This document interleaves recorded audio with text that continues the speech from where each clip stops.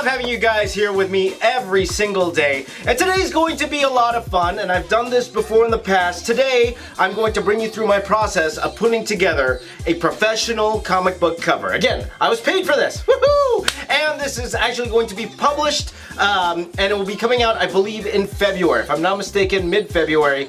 This is the cover for ROM Micronauts number 3, okay? My editors at the time, Carlos Guzman, and my current editor, David Marriott, contacted me, wanted me to do this particular cover, and just yesterday I got the approval from Hasbro to actually show you this particular video. So I'm really excited. If you guys are excited, I'm excited. Why don't we get to it right now?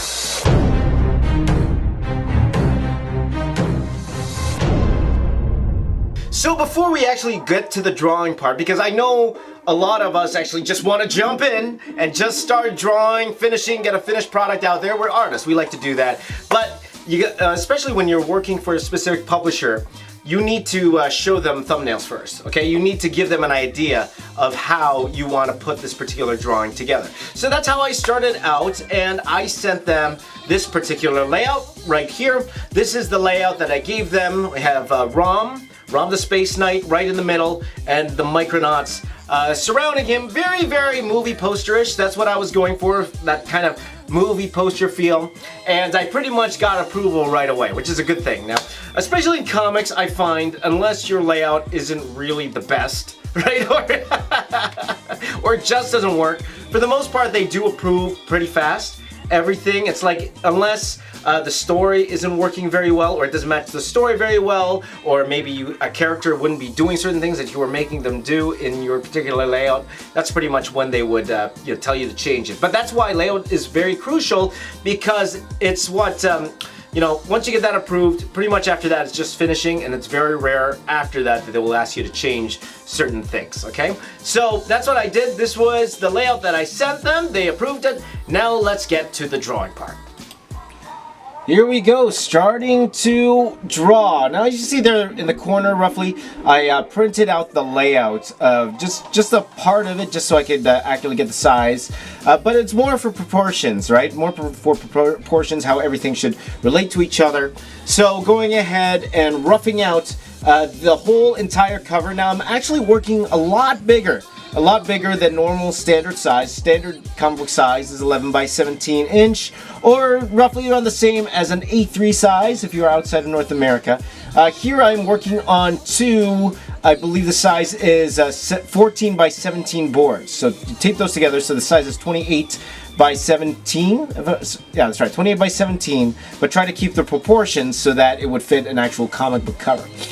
So right here, I'm going in with the inks. Now, you guys know I don't fully pencil anything anymore. I just go straight with the inks because, drawing all these lines the first time around, that's the most fun. When I'm trying to make all these decisions, that's why I like doing it straight to ink. I would not suggest doing that if you are brand new to drawing comics here. Go with the pencil because it's easier to erase and fix things.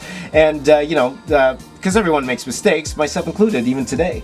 But, I just go straight with the ink, again using microns and Sharpies like you see I'm doing here. Now, it's a very interesting when it comes to drawing Rom. This is Rom the Space Knight here, because he's completely metal, okay? And you really should, especially when drawing any forms of art, you should really study the way texture appears, the way light hits texture, certain textures, certain surfaces, like even this character here. There's a lot of metal going on around. And as you see, I add a lot of different black to the metal, and what I'm really doing there, I'm trying to mimic a reflection. In ROM there, add a lot of those dark lines, and that's mostly reflection over here.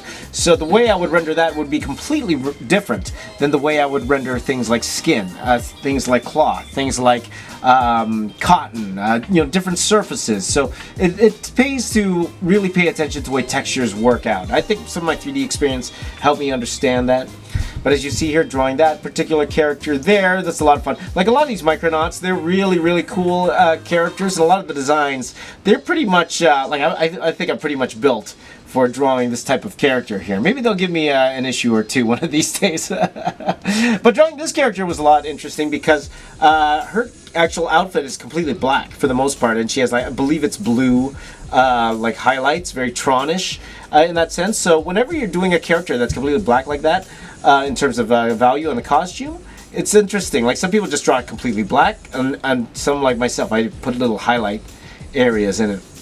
Now drawing the second female character here, as you can tell, I went back to the red pencil because I wanted to make sure that every single line I put in there, it's accurate. Okay, and I wasn't 100% confident with the layout. That's why I went back and did a little bit more refinement with my red pencil. But again, most of the fun part I did with the ink. Again, using the Micron pen here, going back and forth, trying to fill in this particular character here. Now you notice I didn't 100% completely finish ROM at this point because I knew these characters would be in the front, and now I'm going back to ROM, adding in the arms here, so adding in the arms there, my classic upside down fist going there, and as you can see the different ways I do the metal there. Now here's an example of a mistake here. You see I started drawing in an extra hand there. If you notice that, I started drawing in the extra hand, and then I didn't like it, so I ended up extending the arm down and covering it.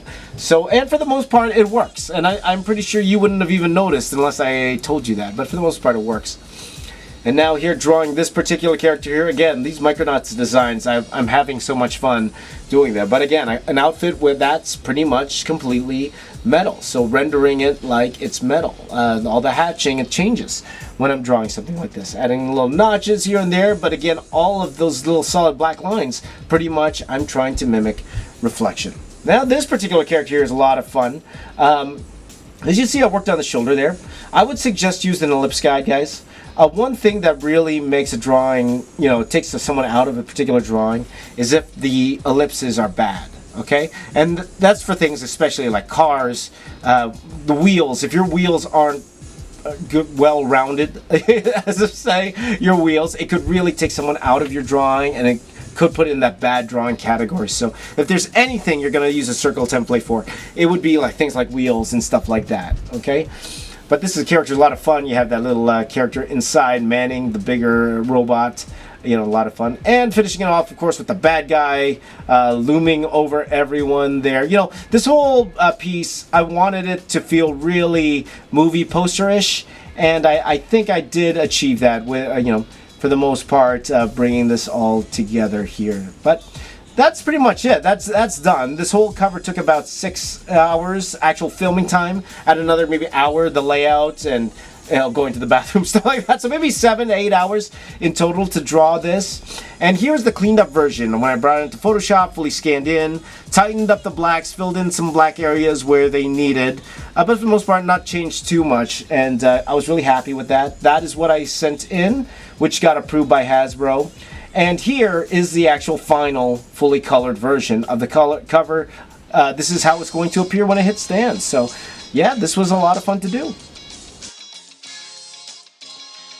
And there you go. This is the raw Micronauts cover, fully colored. I did not color this, but the colorist did a fantastic job. So thank you to the colors for doing so. Thank you to my friend David Marriott and my buddy Carlos Guzman. Thank you for allowing me to do this particular cover. Lots of fun. Look out for it in February. This issue will hit the stands in February. Look out for my cover. My cover is always the retailer incentive. So the retailer would have to buy like 10 or 20 of them to get one of my covers. So my cover is the more rare cover. But thank you guys for watching. I have a few more covers that I've done in the past for Transformers, which are also on this channel. If you like this particular video, go check out those videos where I actually draw professional comic book covers. But I would love to know what you thought. Please do let me know in the comments down below. I'm also going to let you know I'm going to start playing around with the times that I release these videos. I might make them a little bit earlier because, as you guys know, I've been toying around with 3 p.m.